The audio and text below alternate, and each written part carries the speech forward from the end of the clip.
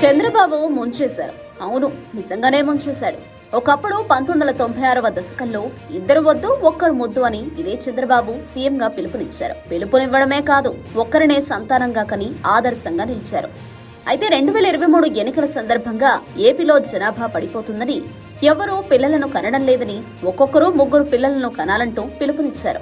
3-4 పిల్లలనైనా కనండి, ఎంతమంది పిల్లలుంటే అంతమంది పిల్లలకు 15,000 రూపాయల చొప్పున ఇచ్చే బాధ్యతను తాను తీసుకుంటానని ఇదే బాబుగారు సగర్వంగా ప్రకటించారు. ఇప్పుడు బాబుగారు ఆ అలవికాని హామీలతో అధికారంలోకి వచ్చారు, గెలిచి సీఎం అయ్యారు. అయితే ఇప్పుడు ఖజానా ఖాళీ అంటూ చేతులెత్తేశారు.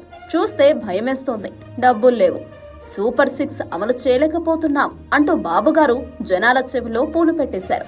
సంపద సృష్టిస్తానని తాను విషనరీ అని ఫోజులు కొట్టిన బాబుగారు ఇప్పుడు మోసం చేశారని, పిల్లలను కంటే 15,000 రూపాయలు ఇస్తానన్న బాబు హామీ ఏమైందని నెటిజన్లు సోషల్ మీడియాలో ట్రోల్స్ చేస్తున్న పరిస్థితి నెలకొంది. ఆ వీడియోను ఇప్పుడు చూడొచ్చు.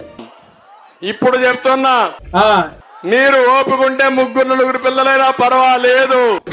ఎందుకంటే ఎంతమంది పిల్లలుంటే అంతమందికి 15,000 రూపాయలు ఇచ్చే బాధ్యత నేను తీసుకుంటా. కట్ చేస్తే మనం హామీలు ఇచ్చాం, సూపర్ 6 చెప్పాం. చూస్తే భయం వేస్తా ఉంది. అయిపోయి